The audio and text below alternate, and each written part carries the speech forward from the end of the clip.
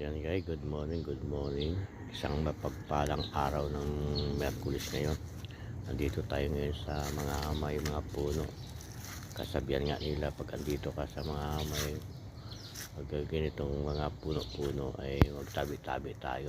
Di ba yan ang kinaubilaan natin sa mga matatanda. Kailangan natin tabi-tabi kasi meron tayong hindi nakikitang natatapakan o nasasagi natin, kaya kailangan natin mag tabi-tabi, di ba?